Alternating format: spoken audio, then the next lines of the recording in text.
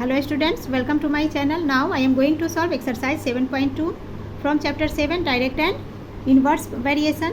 And यदि आपके पास old book है तो ओल्ड बुक में ये एक्सरसाइज 8.2 है, तो आप वहाँ से इसे इन क्वेश्चंस को देख सकते हो। तो फर्स्ट क्वेश्चन हम देखते हैं। फर्स्ट क्वेश्चन में इन्वर्स वेरिएशन की बात की गई है। तो फर्स्ट हम समझते हैं कि इन्वर्स वेरिएशन होता क्या है। तो देखिए, इन्वर्स वेरिएशन होता है कोई भी टू क्वांटिटीज़, तब इन्वर्स वेरिएशन कहलाएगा जब एक क्वांटिटी अगर डिक्रीज हो रहा है तो सेकेंड क्वांटिटी क्या होगा, इंक्रीज होगा।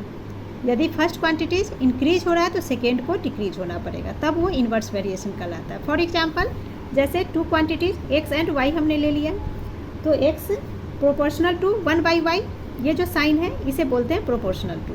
क्लियर? तो therefore x is equal to 1 की जगह ये हमने कांस्टेंट ले लिया k/y, यहाँ पे k कांस्टेंट है। क्लियर? अब देखिए, ये दोनों इक्वल टू है। दोनों के इक्वल होने के लिए क्या हमने समझा अभी, ये x ये यदि इंक्रीज कर रहा है तो इन्वर्स वेरिएशन के लिए y को डिक्रीज होना पड़ेगा। क्लियर? तभी दोनों सेम होगा। यदि x डिक्रीज होगा देन y को इंक्रीज होना पड़ेगा। क्लियर? दोनों को इक्वल होने के लिए ऐसा करना होगा। तो therefore xy is equal to k, तो ये हमारा इन्वर्स वेरिएशन में आ गया। क्लियर? तो चलिए क्वेश्चन को देखते हैं। Number of students in a hostel and consumption of food. तो देखिए, नंबर ऑफ स्टूडेंट, अगर हॉस्टल में बच्चे बढ़ रहे हैं तो उनके पास जो फूड जाएगा वो क्या होगा, कम जाएगा। क्वांटिटी फूड की कम हो जाएगी। एंड जब नंबर ऑफ स्टूडेंट कम जाएंगे, तो बच्चे कम जाएंगे, तो फूड उनके पास जो जा रहा है कंजम्पशन ऑफ फूड, वो क्वान्टिटी फूड का बढ़ जाएगा। तो इसलिए ये हमारा इन्वर्स वेरिएशन कहलाएगा। Clear? Second, time taken by a train to cover a fixed distance and the speed of train. अब क्या करा कि किसी डिस्टेंस पे जाने के लिए टाइम कितना लेगा ट्रेन, अगर स्पीड बढ़ेगी तो फिक्स डिस्टेंस जो है वहाँ वो स्पीड बढ़ने पे जल्दी पहुँचेगी। दैट मीन्स यदि ट्रेन की स्पीड बढ़ रही है तो डिस्टेंस फिक्स डिस्टेंस पे पहुँचने के लिए टाइम कम लेगा। एंड जब स्पीड कम हो जाती है तो टाइम ज़्यादा लगेगा। तो ये भी हमारा इन्वर्स वेरिएशन कहलाएगा। तो फर्स्ट सेकेंड दोनों इन्वर्स वेरिएशन है। Third, area of land and it's cost. Clear? तो देखिए, एरिया ऑफ लैंड, अगर साइड इलाका है तो निश्चित है कॉस्ट भी कम होगा। ठीक है? इलाका यदि एरिया ऑफ लैंड यदि कुछ महंगे कॉस्टली जगह पे है तो कॉस्ट भी बढ़ जाएगा। तो ये हमारा इन्वर्स वेरिएशन नहीं है। Next, the number of people working and the time to complete the work. अब यहाँ कह रहा है कि नंबर ऑफ काम करने वाले लोग, अगर काम करने वाले लोग ज़्यादा हो जाते हैं तो जो वर्क होगा वो जल्दी कंप्लीट होगा, कम टाइम में कंप्लीट हो जाएगा। एंड जब लोग कम जाते हैं तो हमारा काम का टाइमिंग बढ़ जाता है, यानी एक बढ़ रहा है तो दूसरा घटेगा, एक घटेगा तो दूसरा बढ़ रहा है। दैट मीन्स ये भी हमारा इन्वर्स वेरिएशन कहलाएगा। नेक्स्ट है the quantity of rice and it's cost. Clear? तो ये क्लियर है कि ये हमारा इन्वर्स वेरिएशन नहीं है, क्योंकि ज़्यादा राइस लेंगे तो कॉस्ट ज़्यादा देना होगा, कम राइस खरीदेंगे तो कॉस्ट उसका कम लगेगा। तो हमारा first second and fourth inverse variation है। Now second question, observe the following tables and find which pair of variables here X and Y are in inverse variation. Clear? तो एक्स एंड वाई यहाँ दे रखा है, तो इन दोनों को equal होने के लिए क्या होगा, करना होगा x into y is equal to constant होना चाहिए।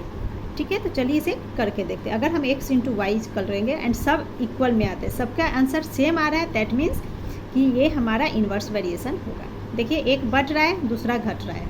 ठीक है? बढ़ रहे हैं घट रहा है, तो इन्वर्स वेरिएशन तो है ही। तो हमें इसे सॉल्व करना है कि इन्वर्स वेरिएशन में है या नहीं। तो कैसे चेक करेंगे वो देखते हैं। तो फर्स्ट हम देख रहे हैं x is equal to 90, y 10 है। ठीक है? तो इन्वर्स वेरिएशन के लिए अभी हमने क्या समझा था, x into y is equal to constant. Constant यानी कि जो चेंज नहीं हो सकता। तो एक्स इंटू वाई, तो 90 इंटू 10 हम करेंगे, 90 इंटू 10 इज इक्वल टू 900। अब जैसे इसमें दोनों को इंटू किए तो 900 तो कहीं से भी चेंज अब नहीं होने वाला है। क्लियर? तो यही हमारा कांस्टेंट हो गया, x y is equal to constant. Clear? तो 90 इंटू 10 900। सिमिलरली देखेंगे 60 इंटू 50, तो जब 15, तो जब 60 इंटू 15 करते हैं तो ये भी 900 होता है। 15 इंटू 6 90, 15 6 90 एंड ये एक 0 900, ये भी 900 हो गया। इसी तरह से 45 इंटू 20 ये भी 900, 30 इंटू 30 900, 20 इंटू 45 ये भी 900। तो देखिए सारे 900 आ रहे हैं, सब इक्वल है, 900 सबका आंसर आ गया। तो देयरफॉर हम लिख लेंगे x and Y are in inverse variation. यही इसका आंसर हो जाएगा, x and Y are in inverse variation.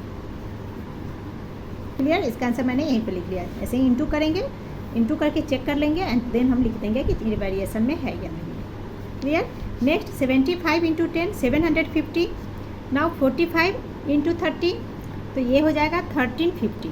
ठीक है, जैसे 75 इंटू 10, देखिए 750 दोनों को इंटू किया, एक्स इंटू वाई। नाउ ये एक्स एंड वाई को इंटू करेंगे तो 45 इंटू 30, ये आ रहा है हमारा 1350। तो क्या दोनों इक्वल है? Not equal to.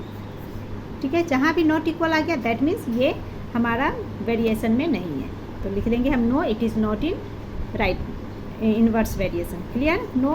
Now question 3, under the condition that the temperature remains constant the volume of gas is inversely proportional to its pressure. ठीक है, टेम्परेचर कॉन्स्टेंट है and volume of gas inversely proportional to its pressure.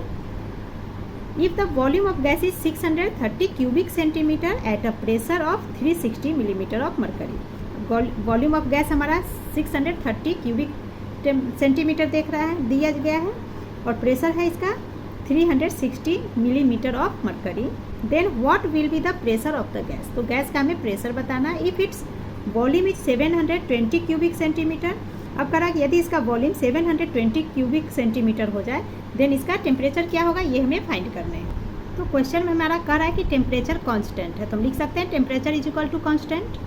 Now volume दे रखा है, तो volume and pressure दे रखा है, ये दो क्वांटिटी हमारे पास हो गया, वॉल्यूम एंड प्रेशर। तो volume is proportional to 1/p, तो वॉल्यूम इज इक्वल टू क्या होगा, कांस्टेंट बाई p। तो देयरफॉर ये हमारा हो सकता है, तो कांस्टेंट इज इक्वल टू क्या होगा, v इंटू p। क्लियर। अब क्वेश्चन में हम देख रहे हैं वॉल्यूम हमारा दो जगह है, एक तो V1 630 cubic centimetre and second volume है हमारे पास 720 क्यूबिक सेंटीमीटर। क्लियर, तो एक को V1 मान लेंगे, सेकेंड को V2 मान लेंगे। तो वॉल्यूम 1 630 क्यूबिक सेंटीमीटर, क्यूबिक यानी कि 3, and pressure 1 P1 360 millimetre of Hg। Hg mercury का फॉर्मूला है, ठीक है, Hg for mercury. Now V2 720 cubic centimetre and P2 pressure हमें निकालना है 720 क्यूबिक सेंटीमीटर, जो वॉल्यूम है इसका प्रेशर हमें फाइंड करना है। क्लियर। तो now V1 is equal to K by P1 and V2 is equal to K by P2। Clear, यानी कांस्टेंट बाई P2। तो कांस्टेंट इज इक्वल टू क्या हो जाएगा, V1 इंटू P1। क्लियर, ये हमारा फर्स्ट इक्वेशन हो गया, एंड सेकेंड में K is equal to V2 into P2, ये सेकेंड इक्वेशन फ्रॉम 1 एंड 2। अब इसमें इनकी वैल्यू पुट कर देंगे, तो V1 है 630, तो लिख लेंगे हम 630 into P1 360 is equal to V2 यहाँ 720 इंटू P2 हमें फाइंड करना है, तो इसे एज इट इज़ लिख देते हैं P2। नाउ डिवाइड कर लेंगे, यहीं पे डिवाइड कर लेते हैं, इक्वल टू के दोनों तरफ डिजिट हो तो डायरेक्ट कर सकते हैं। तो देखिए 0 से 0 कैंसिल हो गया। नाउ 36 2 जार 72 एंड इस 2 से 630 डिवाइड हो जाएगा, 2 3 जार 2 1 जार एंड 2 5 जार 10। तो ये हो गया हमारा 315 mm is equal to P2 of Hg, यानी Hg यानी कि मरकरी। तो ये हमारा आंसर हो गया। Clear. Question 4 is a packet of sweets was distributed among 20 children and each of them received 4 sweets. ठीक है, एक पैकेट स्वीट्स है जो 20 चिल्ड्रन के बीच में डिवाइड किया गया, तो ईच चाइल्ड 4 को 4 स्वीट्स मिला।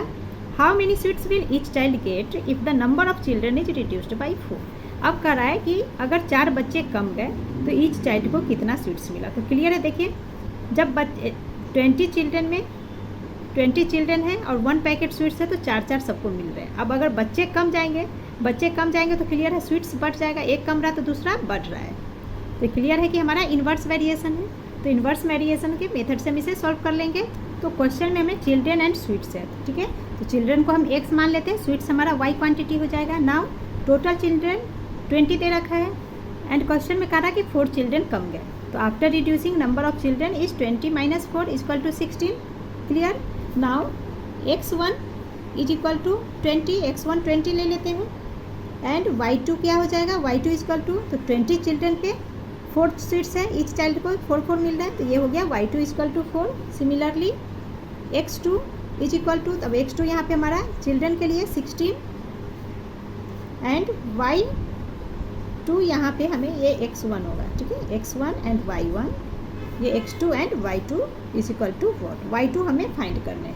तो कांस्टेंट के फार्मूला से अभी हमने क्या देखा था फर्स्ट क्वेश्चन में, जो ऐसे हमने किया v1 p1 is equal to v2 p2। Clear. अब यहाँ पे हम x एंड y ले रहे हैं क्वांटिटी, तो लिख लेंगे हम x1 y1 is equal to x2 y2। Now इसमें इनकी वैल्यू पुट करेंगे, तो x1 हमारा 20 into 4 y1 is equal to x2 16 into y2 as it is रहने देंगे। This implies that y2 is equal to 20 into 4 upon 16। अब इसे divide कर लेंगे, 4 4 जार, नाउ 4 5 जार 20 इज इक्वल टू 5। क्लियर। तो y2 आ गया हमारा 5। दैट मीन्स आंसर लिख लेते हैं, यही आंसर हो गया। Each child will get sweets is equal to 5 is the answer. Now question 5 is Pooja has enough money to buy 36 oranges at the rate of 15 है ना पर ऑरेंजेज। 1 ऑरेंज का cost 15 rupees है एंड वो total 36 orange खरीदती है, ठीक है। तो किस कॉस्ट पे, per orange 15 rupees. How many oranges she can buy if the price of each orange is increased by 3 rupees, ठीक है। देखिए 15 रुपीज़, 1 ऑरेंज का कॉस्ट 15 रुपीज़ है, तो 1 का कॉस्ट 15 है, तो इस 15 के अकॉर्डिंग 36 ऑरेंज खरीद रही है।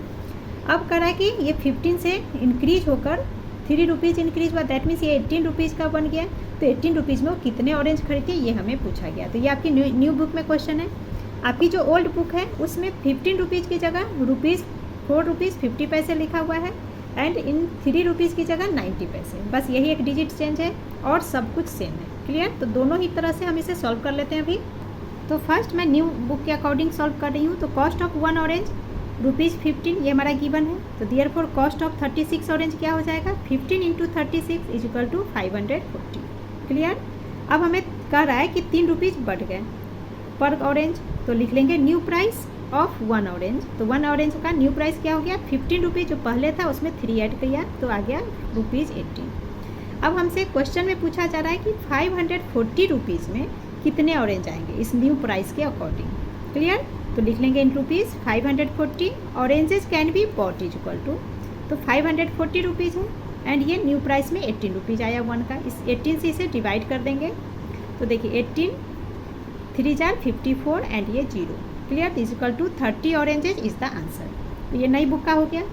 अब ओल्ड बुक के अकॉर्डिंग देख लेते हैं। तो देखिए कॉस्ट ऑफ 1 ऑरेंज ये 15 की जगह आप नई बुक ओल्ड बुक जिनके पास है तो 15 की जगह आप क्या करोगे 4.50 लोगे, ठीक है।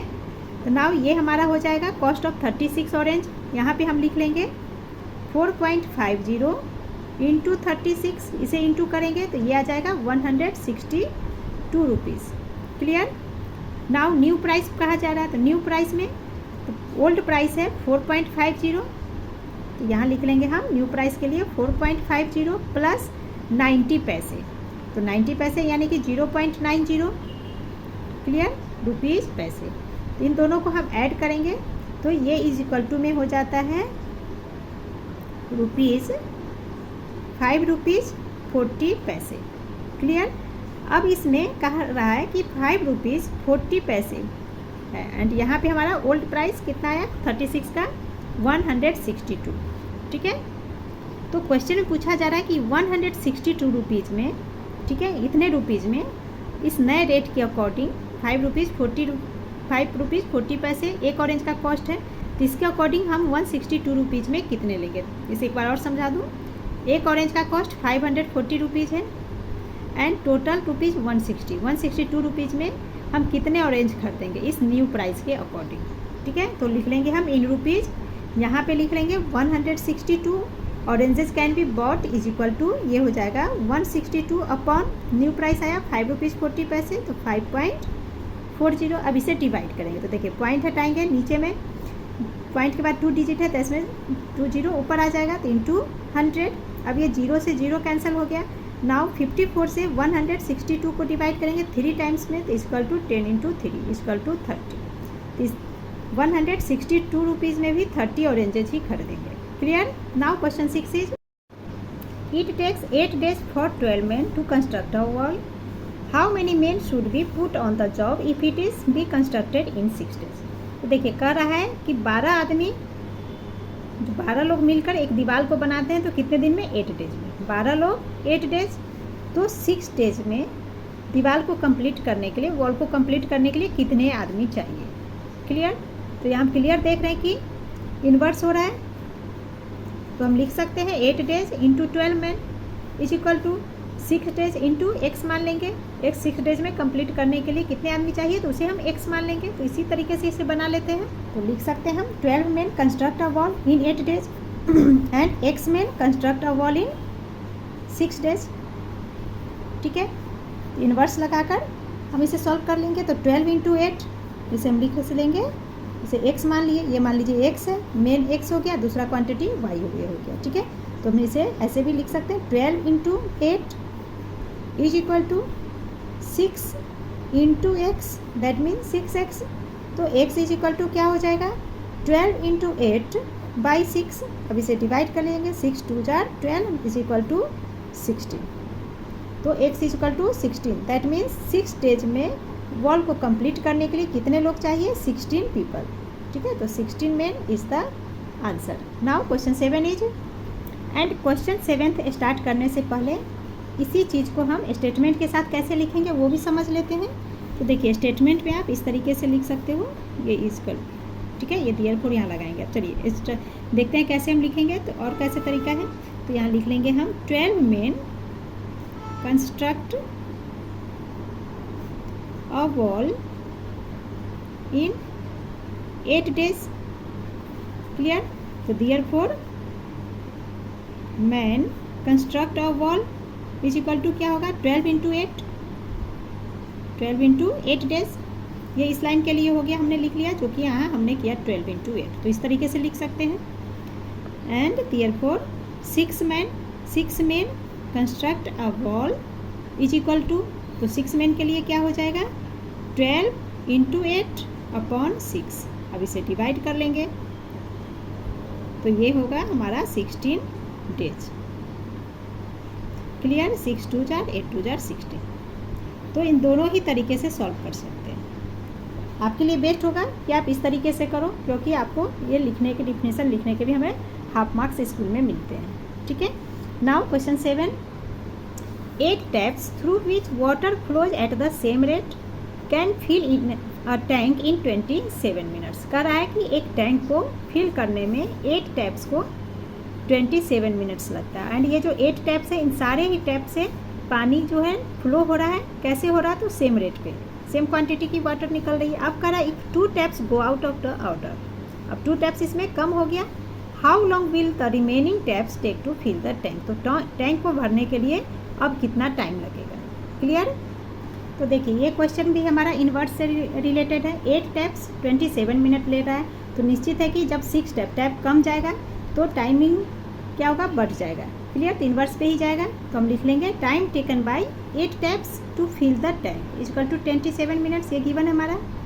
After go out of order remaining taps, 2 taps go out of order हो जाता है, तो 8 - 2 = 6। ठीक है। Therefore time taken to fill a tank by 8 taps. तो 8 टैप्स टैंक को फिल करने में कितना टाइम लेता है, तो 27 इंटू 8। ठीक है, दोनों को इंटू कर लेंगे। तो therefore time taken to fill a tank by 6 taps. 6 taps का पूछा जा रहा है, तो 27 इंटू 8 अपॉन 6। अब इसे डिवाइड कर लेंगे, तो देखिए 3 2 जार 6, 3 9 जार 27, नाउ 2 4 जार 8, तो equal to 36 minute is the answer. Clear. तो देखिए 8 टैप्स 27 मिनट में फिल कर रहा है, तो जब टैप कम गया, 6 हो गया, तो टाइम हमारा बढ़ गया 36। 6 टैप 36 मिनट में टैंक को फिल करेगा। Question 8 is, a contractor undertook a contract to complete a part of a stadium in 9 months with a team of 560 person. Later on it was required to complete the job in 5 months. How many extra persons should he employ to complete the work? तो देखिए यहाँ कहा जा रहा है कि 560 मिलकर किसी काम को 9 मंथ्स में कंप्लीट कर रहे हैं। अब कुछ समय बाद रिक्वायर्ड होती है कि 9 मंथ्स की जगह उस वर्क को आप 5 मंथ्स में कंप्लीट करो। तो क्लियर है, 5 मंथ्स में कंप्लीट करने के लिए हमें एक्स्ट्रा पीपल चाहिए और ज़्यादा पीपल चाहिए। दैट मीन्स यहाँ पे 9 मंथ से टाइम ज़्यादा है तो देखिए पर्सन हमारा कम है, बट जैसे ही टाइम कम गया तो क्लियर है कि पर्सन बढ़ जाएंगे। तो ये हमारा इन्वर्स वेरिएशन हो रहा है। तो इन्वर्स वेरिएशन के अकॉर्डिंग हम क्वेश्चन को सॉल्व करेंगे। तो एग्जाम में बच्चों आपको जब भी क्वेश्चन आए तो क्वेश्चन को आप ध्यान से पढ़ना कि वो डायरेक्ट वेरिएशन है या इन्वर्स वेरिएशन। डायरेक्ट वेरिएशन में है तो यूनिटरी मेथड के थ्रू भी आप सॉल्व कर सकते हो, बट यदि इन्वर्स वेरिएशन है तो जो अभी हम सॉल्व कर रहे हैं उसी मेथड से करेंगे। क्लियर? तो फर्स्ट हम लिख लेंगे number of people imply for 9 months. तो 9 मंथ्स के लिए 560% है। Therefore number of people imply for 1 months का निकाल लेते हैं। 1 मंथ्स इज इक्वल टू, तो देखिए 9 मंथ्स में 560% लग रहे हैं तो क्लियर है 1 मंथ्स में काम को कंप्लीट करने के लिए और ज़्यादा पर्सन चाहिए। तो हम क्या करेंगे, यहाँ पे लिख लेंगे 560 इंटू 9। क्लियर? अब यहाँ पे कन्फ्यूजन आपको होगी कि हम जब भी सॉल्व करते हैं क्वेश्चन को, अगर फर्स्ट लाइन ज़्यादा होता है ना, ज़्यादा के बारे में दिया, हम 1 का निकालते हैं तो क्या करते हैं, डिवाइड करते हैं। क्लियर? बट यहाँ हम इन दोनों को मल्टीप्लाई कर रहे हैं। क्यों कर रहे हैं? बिकॉज ये इन्वर्स प्रोपोर्शनल है। क्लियर? एक बढ़ रहा है दूसरा घटेगा, दूसरा बढ़ रहा है तो पहला घटेगा। जब भी ऐसा घटना या बढ़ना दोनों चीज़ को क्वेश्चन में, एक घट रहा है दूसरा बढ़ रहा है, तो हमेशा आप ध्यान रखना इन्वर्स वेरिएशन है। एंड वहाँ जब हम 1 का करेंगे तो इन दोनों को नंबर्स को इंटू करते हैं। Clear? Now number of people imply for 5 months का हमसे पूछा जा रहा है तो 5 मंथ्स इज इक्वल टू, तो ये हो गया 560 इंटू 9 अपॉन 5। अब 5 से 560 डिवाइड हो जाएगा तो ये हो जाता है 112। Now 112 into 9 is equal to 1008। That means 5 months में कंप्लीट करने के लिए 1008 लोग लग रहे हैं। अब हमसे क्वेश्चन में जो पूछा जा रहा है उसे सॉल्व करेंगे।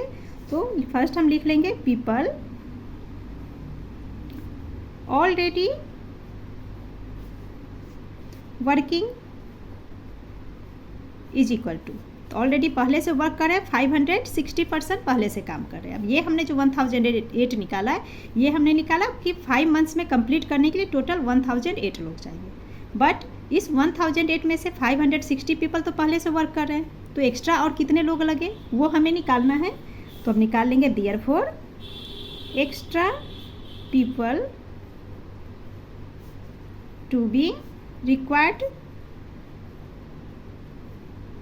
इज इक्वल टू, तो ये टोटल 5 मंथ्स के लिए 1008 है। तो इस 1008 में से पहले से जो काम कर रहे हैं 560, इसे हम माइनस कर लेंगे 560, तो इज इक्वल टू हो गया 648 people is the answer. Clear? यानी कि 5 मंथ्स में काम को पूरा करने के लिए एक्स्ट्रा पीपल 648 लगेंगे। Now question 9 is a batch of bottles was packed in 30 boxes with 10 bottles in each box. If the same batch is packing using 12 bottles in each box, how many boxes would be filled? तो यहाँ कहा जा रहा है कि total 30 box है, ठीक है, एंड ईच बॉक्स में एक बॉक्स में 10 बॉटल को पैक किया जा रहा है। अब कहा जा रहा है कि नेक्स्ट में आपसे क्वेश्चन किया जा रहा है कि यदि हम ईच बॉक्स में 12 बॉटल रखें तो कितने बॉक्सेस लगेंगे। तो यहाँ भी क्लियर है, 30 बॉक्स है तो 10 बॉटल डाल रहे हैं, ठीक है। अब जब हम 12 बॉटल्स रखते हैं, एक बॉक्स में 12 बॉटल रखेंगे तो क्लियर है बॉक्स हमारा कम जाएगा, क्योंकि अब हम ज़्यादा पैक कर रहे हैं। ज़्यादा पैक करेंगे तो बॉक्स कम लगेगा, एक बॉक्स में ज़्यादा आ रहा है। क्लियर? तो ये भी हमारा इन्वर्स वेरिएशन है। सो हम लिख लेंगे number of boxes required to fill 10 bottle. तो 10 बॉटल के लिए कितने बॉक्स लग रहे हैं, 30 बॉक्स लग रहे हैं। क्लियर? तो number of boxes required to fill 12 bottles के लिए पूछा जा रहा है, तो हम लिख लेंगे 12 बॉटल इज इक्वल टू, आप चाहो तो फर्स्ट 1 का भी निकाल सकते हो ना, number of boxes required to fill 1 bottle is equal to, तो क्या हो जाएगा, वेरिएशन में है ये हमारा इन्वर्स में, तो 30 इंटू 10, 1 के लिए 30 इंटू 10 एंड 12 के लिए, तो यही हम लिख लेंगे फर्स्ट 1 के लिए जो आएगा, तो 1 के लिए आता है 30 इंटू 10 एंड 12 के लिए 30 इंटू 10 अपॉन 12। अब इसे डिवाइड कर लेंगे तो देखिए 2 6 जार 12, 2 5 जार 10 एंड नाउ 6 5 जार 30, तो 5 into 5 is equal to is equal to 25 boxes is the answer. Clear. तो देखिए 10 बॉटल रख रहे हैं तो 30 बॉक्स चाहिए, एंड 12 बॉटल जब हम कर रहे हैं तो बॉक्स हमारा कम गया 25, बॉटल बढ़ा बॉक्स कम गया, यहाँ बॉटल कम है तो बॉक्स ज़्यादा है। क्लियर। तो एक घट रहा है तो दूसरा बढ़ रहा है, एक बढ़ रहा है तो दूसरा घट रहा है। Clear. Now question 10, Vandana takes 24 minutes to reach her school if she goes at a speed of 5 kilometre per hour. ठीक है, वंदना अपनी स्कूल जाती है किस स्पीड से, 5 किलोमीटर पर आवर्स की स्पीड से अगर स्कूल जाती है तो 24 मिनट में पहुंच जाती है। If she wants to reach school in 20 minutes, अब वो 20 मिनट्स में ही स्कूल पहुंचना चाहती है। What should be her speed, तो इसका स्पीड क्या होगा ये हमें फाइंड करने हैं। तो क्लियर है कि स्पीड को बढ़ाना पड़ेगा, है ना। 20 मिनट्स में पहुंचने के लिए स्पीड को ज़्यादा करना होगा, क्योंकि 24 मिनट्स उसे लग रहा है 5 किलोमीटर पर आवर की स्पीड से चलने पे, तो जल्दी और पहुंचना है, दैट मीन्स स्पीड बढ़ाना होगा। तो ये क्लियर है, इन्वर्स वेरिएशन हमारा है। सो हम लिख लेंगे required speed to reach school in 24 minutes. ठीक है, 24 मिनट्स में स्कूल पहुंचने के लिए रिक्वायर्ड स्पीड है 5 किलोमीटर पर आवर। तो therefore required speed to reach school in 20 minutes. आप चाहो तो यहाँ 1 का भी लिख सकते हो, मैंने डायरेक्ट 20 कर दिया है। तो इक्वल टू 24 इंटू 5 अपॉन 20। अब इसे डिवाइड कर लेंगे तो 5 4 जार 20 एंड 4 से 24 4 6 जार, तो is equal to 6 kilometre per hour is the answer. Clear. Now question 11 is in a school total school hours are divided as follows 20 minutes for morning prayer, 20 minutes for recess and 8 periods each of 40 minutes duration. If the prayer time and recess time are increased to 40 minutes each, how long would each period be assuming the number of school hours to be same? अब यहाँ हमारा prayer का timing 20 minutes पहले दिया गया है, 20 minutes for recess, 8 periods each 40 minutes के। Clear. अब कह रहा है कि प्रेयर टाइम एंड रेसेस के टाइम को 40 मिनट इंक्रीज कर दिया गया, दैट मीन्स 20 पहले था तो और 20 प्लस करके 20 मिनट्स बढ़ा के उसे टोटल 40 मिनट्स का कर दिया गया। तो पूछा जा रहा है कि how long would each period, तो ईच पीरियड जो है उसके लिए क्या टाइमिंग किया जाए।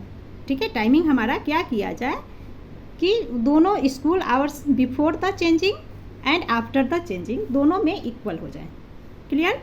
तो इस क्वेश्चन को सॉल्व करते हैं, एंड ये क्वेश्चन आपका वेरी इंपॉर्टेंट क्वेश्चन है। ठीक है, very very important question 11, 12, 13 and आपका क्वेश्चन नंबर यहाँ 7, 6। ठीक है, ये आपके इम्पॉर्टेंट क्वेश्चन है, तो इसे आप ध्यान से समझना। एंड बच्चों, आप लोग लाइक नहीं करते वीडियो को तो प्लीज़ लाइक ज़रूर करा करो, क्योंकि आप जितना लाइक करोगे, लाइक ज़्यादा आता है तो हमें भी पढ़ाने में मन लगता है। ठीक है, तो प्लीज़ लाइक ज़रूर करना वीडियो को। चलिए अब इसे सॉल्व कर लेते हैं क्वेश्चन 11 को। तो क्वेश्चन में हमें स्कूल आवर्स को अज्यूम करना है जिससे कि वो दोनों ही hours before and after changing equal हो जाए। क्लियर। तो हम मान लेंगे let be time is equal to X. Now total school hours before the changes is equal to total school hours after the changes. इन दोनों को हमें इक्वल करना होगा। क्लियर। तो बिफोर द चेंजेस स्कूल की टाइमिंग हमारी क्या दे रखी है, 20 minutes for prayer plus 20 minutes for races and 8 periods 40 minutes का ईच पीरियड है। तो 8 इंटू 40 इज इक्वल टू, अब आफ्टर चेंजिंग स्कूल का टाइमिंग क्या हो रहा है, prayer time and recess time को बढ़ाकर 40 कर दिया गया है, दैट मीन्स 40 प्लस 40 प्लस अब ये 8 जो पीरियड है 40 मिनट्स का ईच, इस 8 पीरियड, ये 40 मिनट्स की जो 8 पीरियड है इसके लिए हमें पूछा जा रहा है इसमें हम कितना और ऐड करें कि दोनों इक्वल हो जाएं। तो उसके लिए हमने टाइमिंग एक्स ले लिया, तो ये लिख लेंगे plus 8 into x minute. Clear. Now 20 plus 20 40 plus 8 into 40 is 320 is equal to, ये हो गया 80 plus 8 into x is 8x। Clear. Now ये हो गया, प्लस करेंगे तो 360 is equal to 80 plus 8x। Numbers को एक साथ ले लेंगे तो 360 प्लस में है तो इधर आकर माइनस 80 बन जाएगा is equal to 8x। Now इसे माइनस करेंगे तो 280 is equal to 8x। Therefore x is equal to 280 upon 8। Now 8 से 280 को डिवाइड करेंगे तो कर लेते हैं 8 से करेंगे 8 3 जार एंड 8 5 जार। तो ये हमारा हो गया is equal to 35 minutes is the answer. Clear. तो जो हमने टाइम मानना है x, तो x आ गया 35 minute. Clear. Now question 12 is a fort is provided with food for 80 soldiers to last for 60 days. ठीक है, कह रहा है कि 80 सोल्जर के लिए फूड जो प्रोवाइड किया गया है वो 60 डेज तक के लिए है। ठीक है, 80 सोल्जर 60 डेज तक फूड खा सकते हैं, इतना फूड प्रोवाइड किया गया। Find how long would the food last if 20 additional soldiers join after 15 days. अब कह रहा है कि 15 डेज के बाद 20 और सोल्जर्स आ गए, तो अब फूड जो है कितने टाइम के लिए चलेगा, ये हमें निकालने हैं। तो क्लियर है कि जब 80 सोल्जर हैं 60 डेज तक खा रहे हैं, ठीक है, एंड जब ये फूड तो लिमिट में दिया गया है, एंड उतना ही फूड हमें खाने के लिए 20 और सोल्जर्स आ गए, दैट मीन्स सोल्जर बढ़ गए, ये 80 है 20 और आ गए, दैट मीन्स ये 100 सोल्जर्स आ गया, फूड लिमिट में है। ठीक है, तो क्लियर है कि सोल्जर बढ़ रहा है तो फूड क्या होगा हमारा, कितने डेज चलेंगे, कम दिन तक चलेंगे। तो क्लियर है कि एक घट रहा है दूसरा बढ़ रहा है, एक बढ़ रहा है तो दूसरा घट रहा है, तो इन्वर्स है हमारा। क्लियर। तो हम लिख लेंगे आफ्टर 15 डेज। ठीक है, फूड जो दिया गया था 60 डेज के लिए दिया गया था, तो 60 डेज में कह रहा है कि 15 डेज के बाद 20 सोल्जर और आते हैं, तो 15 डेज तो उन्होंने खा लिया, तो 15 डेज खा लिया, दैट मीन्स अब कितने डेज फूड बचे हुए हैं वो हमें निकालने हैं। तो वो हमने निकाल लिया यहाँ पे, food is sufficient for 80 soldiers for 60 days के लिए था, 15 डेज के बाद निकाल लें, आफ्टर निकालें, दैट मीन्स 60 माइनस 15 डेज कर देंगे, तो ये हो गया हमारा 45 डेज। तो अब जो फूड बचा है 45 डेज के लिए बचे हुए हैं। Now soldiers added after 15 days is equal to 20। 15 days के बाद 20 सोल्जर्स आ रहे हैं, therefore total soldiers after 15 days, तो 80 प्लस 20 100 सोल्जर्स हो गए। नाउ नंबर ऑफ डेज हमें फाइंड करने कितने दिन फूड बचेगा, तो हम लिख लेंगे number of days food is sufficient for 80 soldiers. ठीक है, तो 80 सोल्जर्स के लिए कितने दिन का फूड बचा है is equal to 45 days. Clear. Now number of days food is sufficient for, अब सोल्जर्स 100 हो गए, तो 100 सोल्जर्स के लिए 100 सोल्जर्स इज इक्वल टू क्या हो जाएगा 45 इंटू 80 अपॉन 100। अब इसे डिवाइड कर लेंगे तो देखिए 0 से 0 कैंसल। नाउ 5 9 जार 45, 5 2 जार 10, 2 4 जार 8, तो ये हमारा हो गया 9 इंटू 4 इज इक्वल टू 9 4 जार 36 days is the answer. Clear. तो अब कितने दिन का फूड बचा है 36 days. Now question 12 is, sorry ये आपका 12th था। Clear. Now question 13, 1200 soldiers in a fort had enough food for 28 days. ठीक है, 1200 सोल्जर्स के लिए फूड है 28 डेज के लिए, जो कि इनफ है, काफ़ी है। अब कर रहा है आफ्टर 4 डेज, 4 डेज के बाद some soldiers were sent to another fort. 4 days के बाद कुछ सोल्जर्स को दूसरे फोर्ट में भेज दिया गया, एंड दस the food lasted for 32 days. तो अब इस तरह से फूड 32 डेज के लिए बच गया। ठीक है, 28 डेज के लिए फूड था 1200 सोल्जर्स के लिए। अब 4 दिन के बाद 1200 सोल्जर्स में से कुछ सोल्जर्स को दूसरी जगह भेज दिया गया, तो दूसरे जगह भेज दिया गया, सोल्जर्स कम गया, दैट मीन्स फूड ज़्यादा दिन चलेगा, तो ये हो गया हमारा 32 days. How many soldiers left the fort, तो यहाँ पे हमें बताने हैं कि कितने सोल्जर्स बच गए हैं। तो फर्स्ट टोटल डेज कितने हैं तो वो लिख लेते हैं, total days is equal to total days 28 है, 28 डेज है। क्लियर। अब कह रहा है कि after 4 days number of days left is equal to, अब 4 डेज के बाद कितने दिन बच रहे हैं, तो 28 minus 4 is equal to 24 days is equal to 24 days. Clear. अब ये 24 डेज बच रहे हैं, and total number of soldiers कितने हैं, total number of soldiers is equal to 1200 total soldiers हैं, and food lasted for is equal to 32 days. ठीक है, फूड 32 डेज के लिए बचा हुआ है, देयरफॉर इन 24 डेज,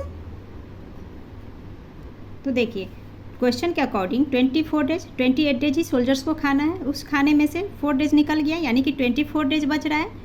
तो इस एंड खाना जो लास्ट हो रहा है 32 डेज के लिए, तो क्लियर है 24 डेज तक उन्हें खाने के लिए तो काफ़ी फूड है, सफिशियंट है, तो हम लिख लेंगे इन 24 डेज। 24 डेज के लिए food will be sufficient for 1200 soldiers. ठीक है, तो 24 डेज 1200 सोल्जर्स फूड आसानी से खा सकते हैं। नाउ इन हमें पूछा जा रहा है 32 डेज के लिए लास्टेड है, तो कितने सोल्जर्स खाएंगे, तो 32 डेज का जो फूड है वो सफिशियंट होगा 1200 इंटू 24 अपॉन 32। तो इसे पहले 4 से डिवाइड कर लेते हैं। 4 6 जार 24, 4 8 जार 32। नाउ 8 से 1200 डिवाइड हो जाएगा, तो ये होता है 150 टाइम्स में। तो is equal to 150 into 6 is equal to 900 soldiers. That means 900 soldiers 32 days तक उस फूड को खा सकते हैं। अब हमें यहाँ पे पूछा गया है कि नंबर ऑफ सोल्जर जो दूसरे फोर्ट भेजे गए हैं वो कितने हैं, तो वो हमें निकालने हैं। तो लिख लेंगे therefore number of soldiers sent to another fort is equal to, तो 1200 टोटल थे स्टार्टिंग में, तो इस 1200 में से जो 900 यहाँ हमने निकाला 32 डेज में 900 सोल्जर्स खाएंगे, इस 900 को माइनस कर देंगे, तो is equal to 300 soldiers is the answer. Clear, यानी कि 300 सोल्जर्स को अनदर फोर्ट में भेजा गया है। एंड इसी के साथ आपका ये एक्सरसाइज कंप्लीट हो गया। Please like share and subscribe my channel. Thank you.